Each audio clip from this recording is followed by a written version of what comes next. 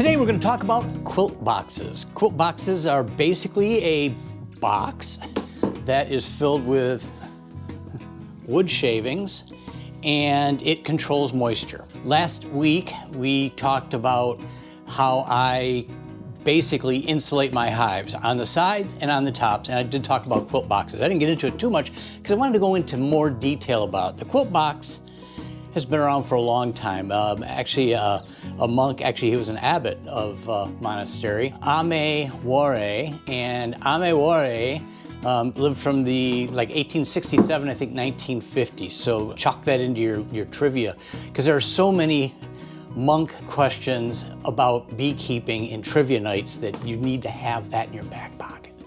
But he basically invented a hive and he called it the people's hive, and it's basically boxes. But what makes it important to our conversation today is that on top of that box, he had a quilt box.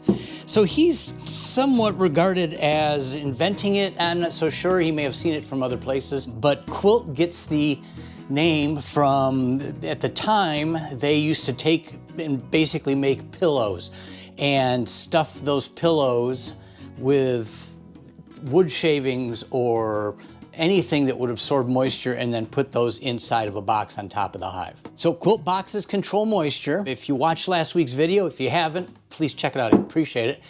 And I'm going to take this step aside to say now, really appreciate you subscribing and liking, because that really helps us to keep producing the videos that we're producing. So thank you very much for that.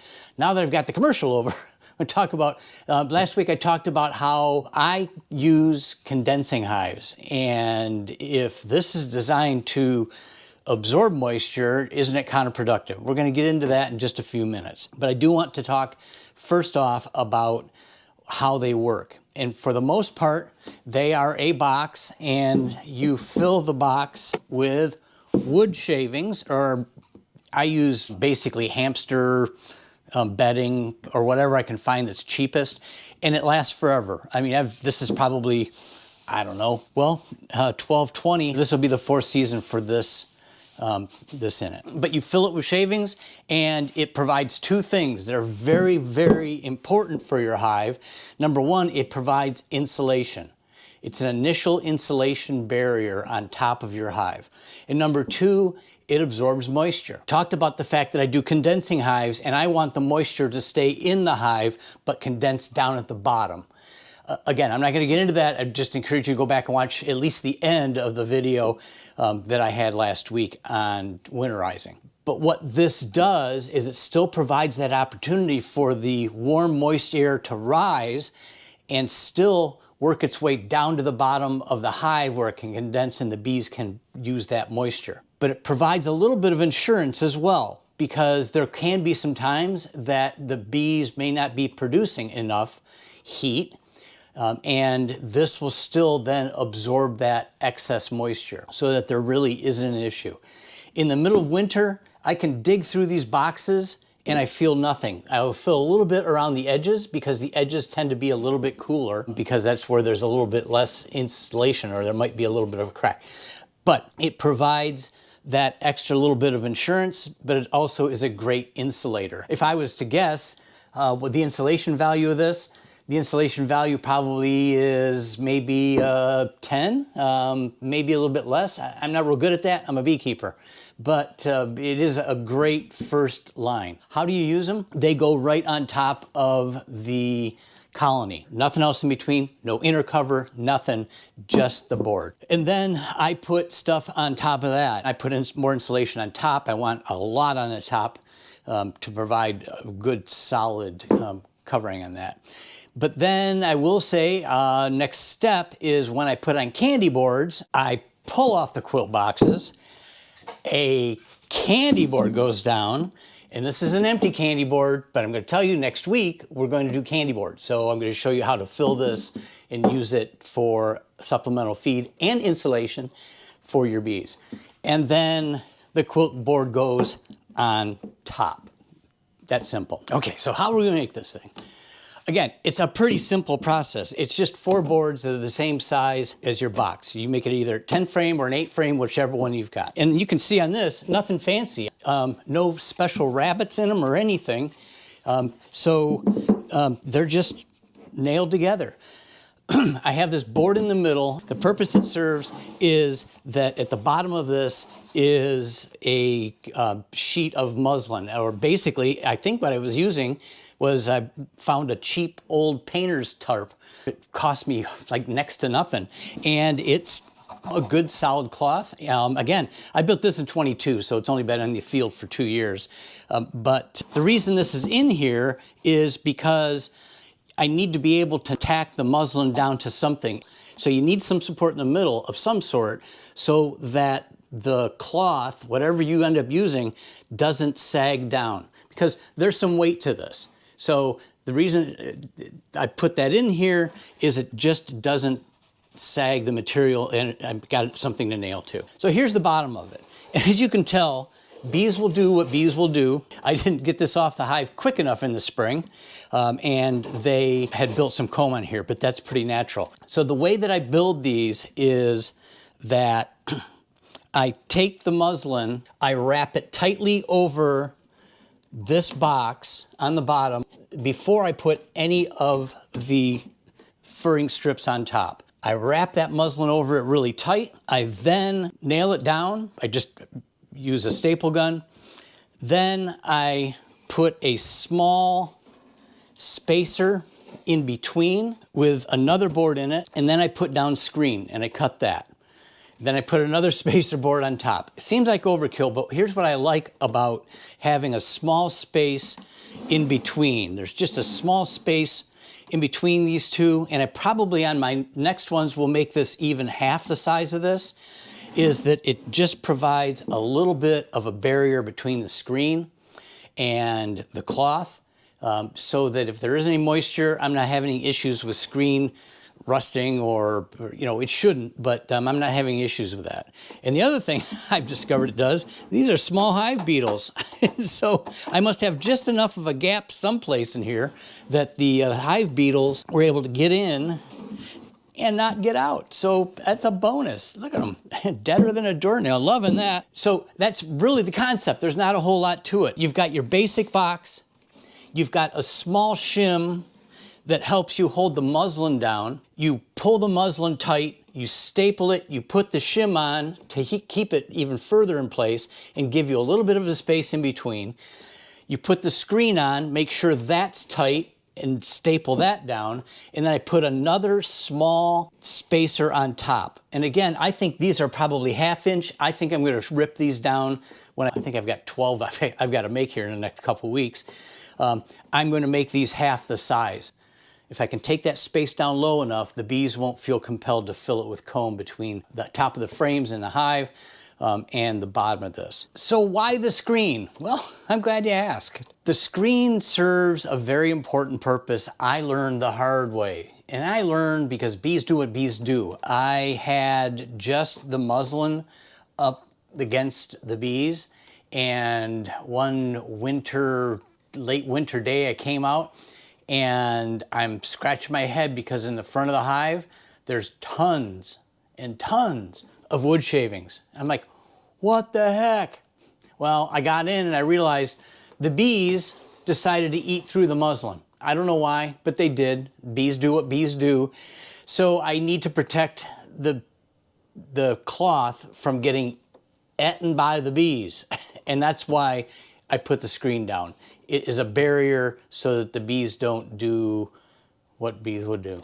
That's it. So that's about all there is to it. I want to go back real quick though and talk about the fact that in my video on condensing hives, I said that there should not be any air flow through the hive at all. Then why do I have vents on the side?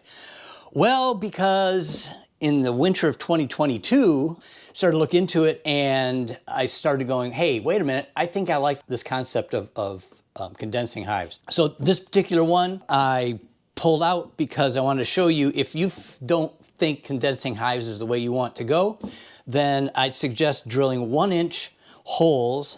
It's probably easier to look at this side because I took the tape off. I just drill 1-inch holes, And I bought these on Amazon. I'll put a link down below, and I just popped them in. If you are going to vent, I think you need to put at least 4 holes in to provide a flow out of those. So I obviously don't do that anymore.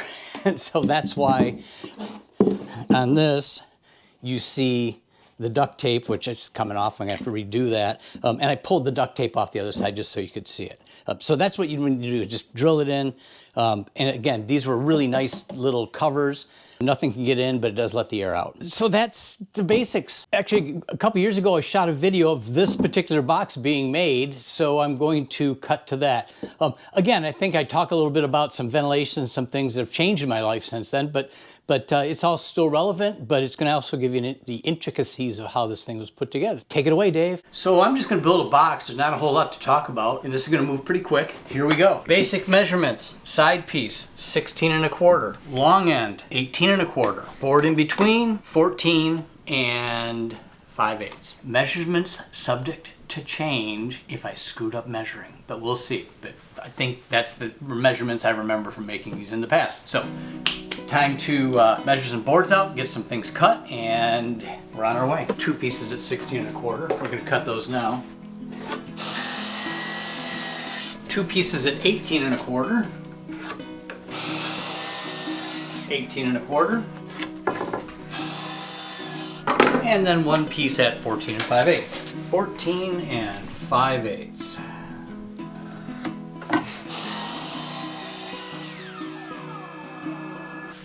So I've got all my wood cut, and we're ready to build the box. I've got a handy little piece of equipment that helps me keep everything square. So I know I've got to have my 16 1/4 is my end board, as you can see on the prototype here.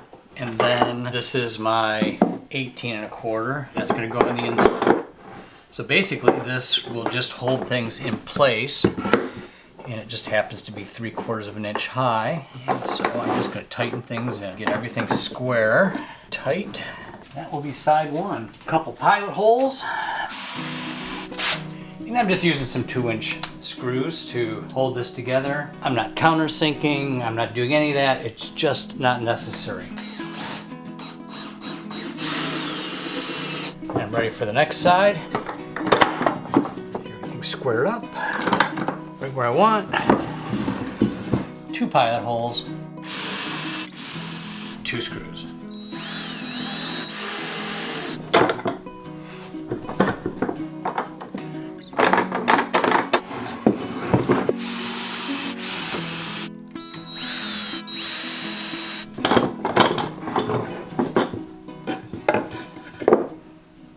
And now for the middle piece. Pretty simple, just do the math. 19 3/4, that means I'm going to end up being at 9 7/8, which is half of 19 3/4. So let's measure out 9 7/8, make our mark, justify the math on the other side, 9 7/8. So we're good to go. Do the same thing over here. This isn't critical, but you know what? It makes me feel better. And ain't that what it's all about? Try to clamp these in. And this is the point where you realize, maybe I should finish the 4th corner before I start the middle. Bear with me.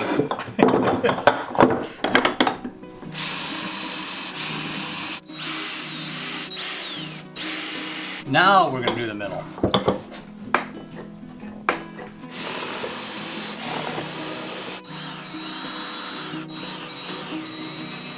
Flip it around and do it again.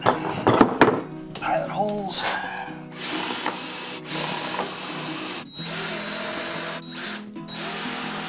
And voila, just like that, you've got the same box that you've got here. A pretty darn near perfect fit. In total, I don't know if the clock was in the background, we're talking just a few minutes to put all this together. It doesn't take a lot of time, it's not rocket science, you're just putting together a box. The important part, though, is what I do next, and that's doing the screens on the bottom. I do muslin first, just because I like that little bit of extra protection from the bees. It acts as a really good first draw of liquid, and then it keeps my chips a little bit drier so I don't have, a lot of mold or issue problems. And it served me well in the past. I'm going to put the muslin down first, and we stretch it over the top, and then just before I put it down, I glue it because then that will keep it stretched. It doesn't have the ability to move in and out. And then on top of that, I will put a piece of screen.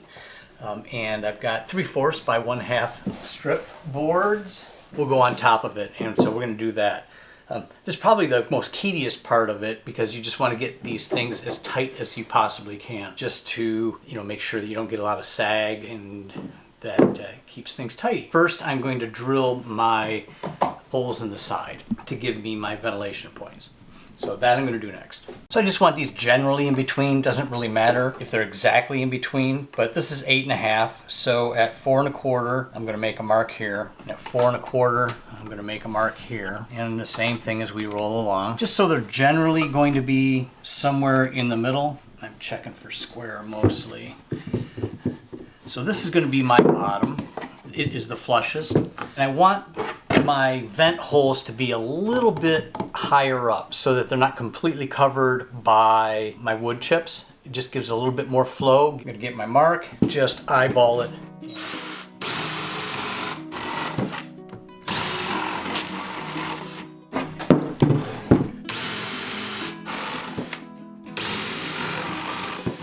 Now that I've got my vent holes drilled, they're 1-inch holes. I bought these handy little vents from Amazon. The holes are about the same size as my screen, maybe a tad bigger, but they're a lot more sturdy. And now I take my little vents that I bought and they snap into place. Okay, now it's time to work on the layering of the muslin and the screen. This is basically just a painter's tarp that I bought. It's not expensive and should hold up really well. What I basically do is put it on the table, get it with a little bit of an overlap, grab a Sharpie, and just make a mark. Grab my scissors and just make a cut.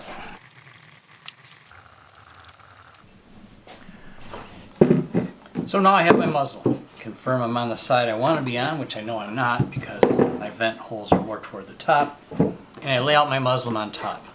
Got just a bit of overlap, but it's really important though that you're going to have it tight. So what I do is I get it right where I want it. So I've got room to work on each side, and I know that's my middle. My middle is the critical on this. Grab my stapler and I run staples down the middle. That allows me to be pulling tight on the edges, but it keeps it where it needs to be. So I'm going to start working on the edges. What I do is I pull over and clamp. That way I know I've got them tight. Pull and pull. So now I'm tight. I'm going to be in between, but I'm just going to pull that with my hand. But this gives me everything I need to be able to get this to be tight and stay tight.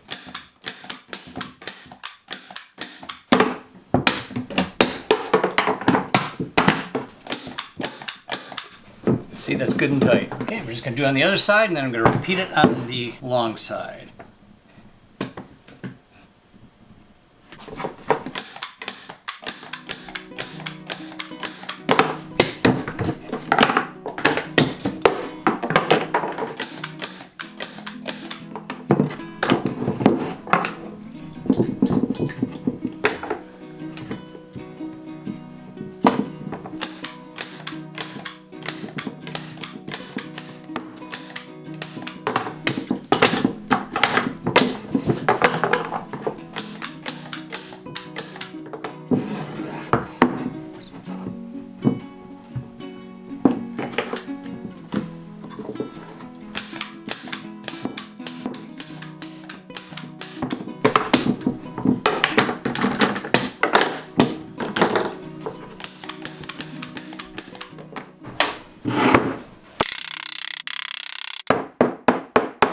And that is good and tight. That's what I'm looking for. Now I'm going to go through and cut off the edges of this just to get rid of the excess.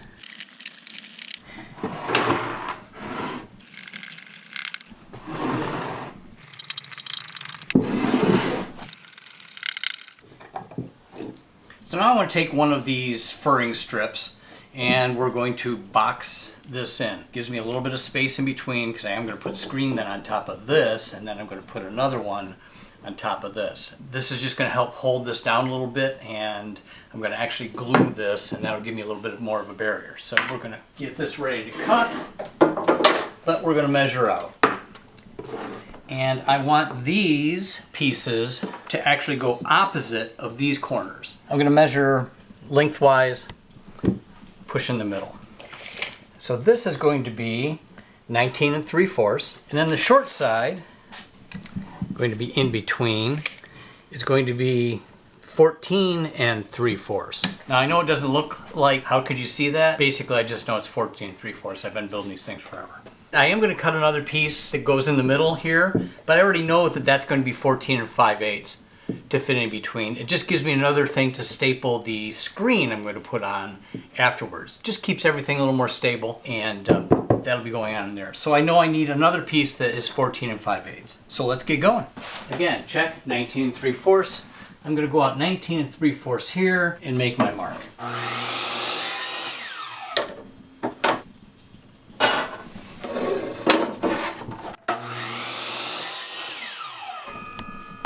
$14 3/4 coming up, 2 of those.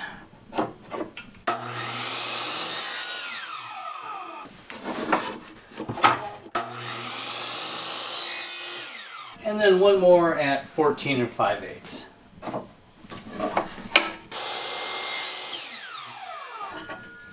Then I'm going to do a quick dry fit to make sure everything's where it needs to be. That feels good, that feels good, that's good, and that's good. Man, I love when things work out. Okay, we're going to fire up the compressor and we're going to put these boards on, and then we're going to get on with the screen. So now that I know that these fit and they're exactly what I want, we're going to pull these off and I'm going to put them on. So what I'm going to do is I'm going to lay down a pretty thick layer of glue, and then I'm going to clamp my piece on. This is going to do 2 things when I clamp it down and put the glue down. The glue is going to do 2 things. It's going to fill in the space between the staples so I don't have any air space in between that, and it'll seal it off. And also it's going to hold the muslin even more so it can't stretch it.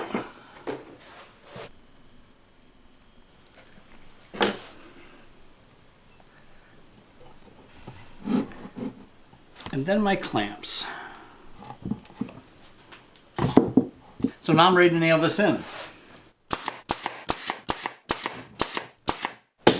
And then I'm just going to repeat this on the other 3 sides. So now time for the screen, and this is really kind of a home stretch. Sorry about that. I'm just going to cut a little bit longer on this side, so I've got a little bit to work with so I can stretch it. And this should fit pretty good on here. I've got 3 sides that are going to be perfect. I'm going to have to trim a little bit, but that should work just fine for us. So now I'm going to staple this in place and trying to stretch as much as I can. On this side, there. Okay, and we're gonna pull again as tight as I possibly can, and then I'll staple in the middle here.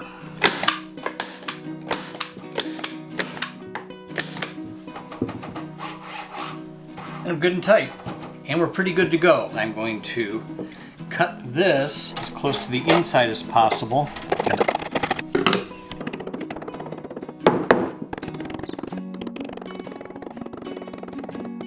Now to finish it off, I'm going to put another furring stripper on the top of it, and that will hold it all in place. And I already know the measurements because I want to cross these over again. So the measurements for the furring strips will be basically the same measurements I had before, the 16 1/4, the 18 1/4, and the 14 5/8.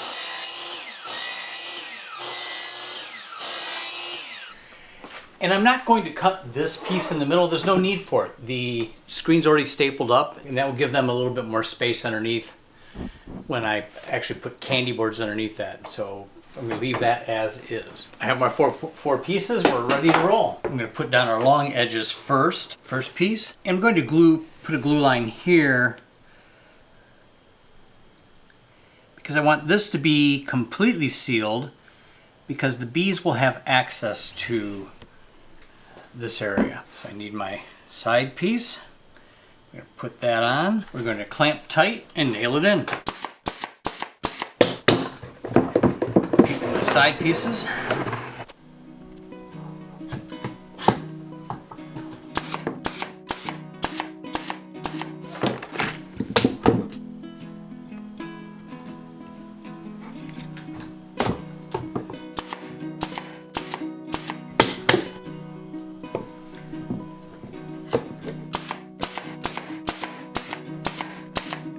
And there you have it, one completed, ready to go quilt box. So once you've got your box built, you gotta fill it, right?